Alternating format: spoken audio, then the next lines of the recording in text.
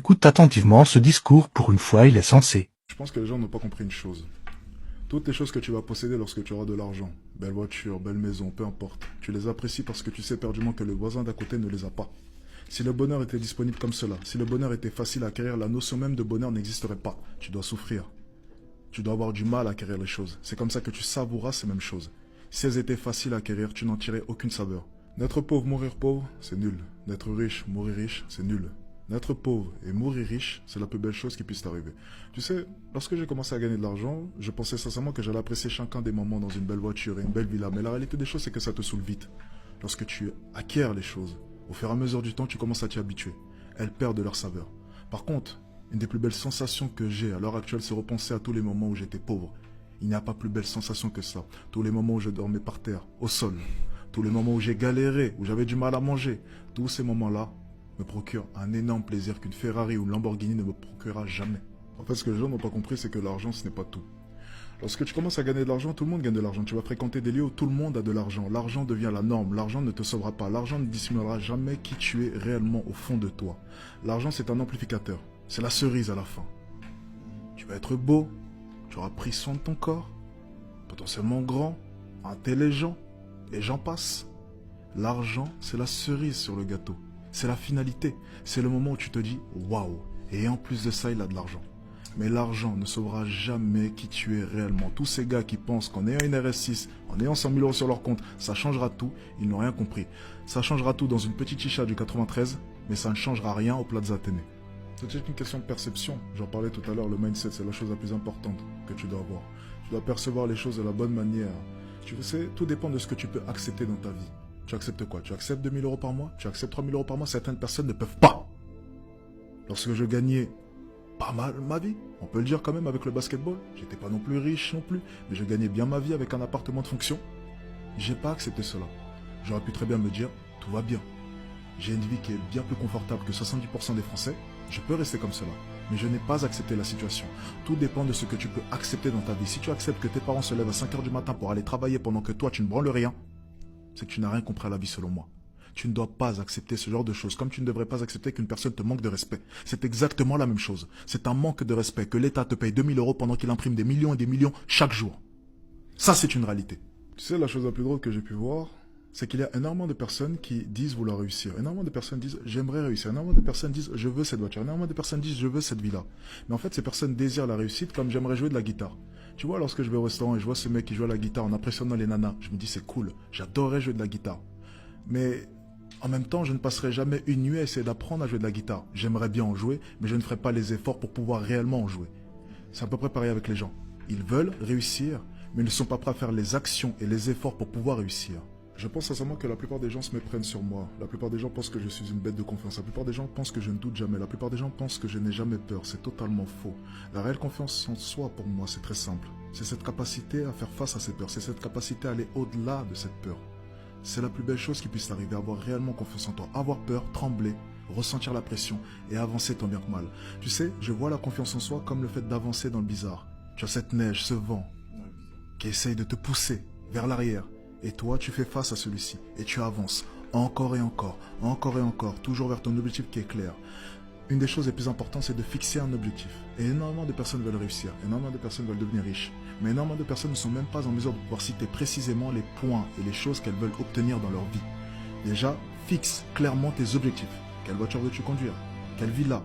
Combien veux-tu avoir sur ton compte en banque? Et ensuite, chaque jour, lève-toi avec cette idée en tête. Je vais acquérir chacune des choses que j'ai pu décrire et chacun des objectifs que j'ai en tête. Si tu t'assois chaque jour, tu regardes cet appartement que tu veux tant. Tu regardes cette voiture que tu veux tant. Si tu y penses chaque jour, tes actions suivront ta pensée. Les actions sont une conséquence du mindset et donc de ta pensée. Sans mindset, il n'y a pas d'action. Pensez avant tout à fortifier cela, parce que c'est la base de tout. Sans cela, votre château de cartes s'écroulera. Énormément de personnes respectent leurs paroles vis-à-vis des autres, mais énormément de personnes ne respectent pas leurs paroles vis-à-vis d'eux-mêmes. Et ça, c'est une des choses les plus graves que tu puisses faire. Ta propre parole devrait avoir bien plus d'importance que la parole d'un autre. Tu dois te faire des promesses, tu dois te fixer des goals, et tu dois les respecter à tout prix. Parce que si tu te mens une fois, si tu triches une fois, tu te permets une deuxième fois de tricher à nouveau. Tu sais, Dire simplement que je n'ai rien à prouver, c'est la plus belle connerie que tu puisses dire. Je pense que c'est la plus belle connerie qu'un homme puisse dire. Je pense qu'on vit dans un monde de compétition. Je pense que c'est joueur contre joueur. Je pense qu'on a tous quelque chose à prouver. Je pense que depuis que nous sommes jeunes, on est noté constamment. Qui aura la meilleure note, qui accédera à la meilleure école, qui gagnera le plus. On vit dans un monde de compétition. Renier ce fait, ce serait être totalement hypocrite et dans le déni vis-à-vis du monde actuel. Je pense sincèrement que tu dois aimer la compétition. Je pense sincèrement que tu dois chercher à être la meilleure version de toi-même. Et je pense que Dieu récompensera la personne qui cherchera toujours à être la meilleure version d'elle-même. Je pense que tu dois te pousser à chaque instant dans tes retranchements. Chaque instant. À chaque instant en tant qu'homme, tu dois chercher à être la meilleure version de toi. Pour ta femme, pour tes enfants, pour ta famille, pour ta mère, pour ton père, pour toutes les personnes qui sont autour, pour que tout le monde soit fier de toi. Je pense justement qu'énormément de personnes sont disciplinées, mais peu de personnes sont autodisciplinées. Là est la subtilité. Énormément de personnes se lèvent tôt, énormément de personnes travaillent dur lorsqu'elles n'ont pas le choix. Mais combien de personnes se lèvent tôt alors qu'elles ont le choix? Combien de personnes travaillent dur alors qu'il n'y a personne pour surveiller leur travail? Tout le monde est discipliné, la plupart des gens sont disciplinés, mais peu de personnes sont autodisciplinées. Et lorsque tu es un entrepreneur et tu veux t'avancer vers l'inconnu et que tu es seul, l'autodiscipline, c'est la seule chose dont tu as besoin. C'est ta priorité. Être en mesure de pouvoir t'autodiscipliner, être en mesure de pouvoir respecter tes propres règles, être en mesure de pouvoir t'imposer les choses à toi, sans attendre l'avis de quelqu'un, la direction de quelqu'un. Tu devrais tellement vouloir réussir que dormir, ça devrait être compliqué pour toi. J'avais du mal à dormir et j'ai encore du mal à dormir aujourd'hui, malgré tout l'argent que j'ai sur mon compte en banque. Parce que chaque jour, je me lève pauvre. C'est une de mes règles. Chaque jour, je me lève en ayant 0 €. Peu importe combien est-ce que j'ai fait la veille, peu importe ce qu'il y a sur mon compte en banque, je me lève en étant pauvre. Je suis pauvre ce matin. C'était tous ces jeunes à Nice lorsque j'étais en vacances qui m'ont posé la question, mais pourquoi est-ce que tu ne vas pas en soirée? C'est samedi soir. Pourquoi ne pas aller t'amuser? Pourquoi est-ce que tu bosses? Pourquoi ceci? Pourquoi cela? J'aurais dit une chose. J'ai fait Dubaï, Londres, business class. Londres, Paris, Eurostar, business class. Paris, Nice, business class. Nice, un des plus beaux Airbnb de Nice. Cannes, un des plus beaux hôtels de Cannes. Monaco, un des plus bels hôtels de Monaco. J'ai dû dépenser durant tout ce road trip en tout, avec le shopping, 25-30 000 €. Est-ce que tu penses sincèrement qu'en dépensant une telle somme, j'ai envie de dormir?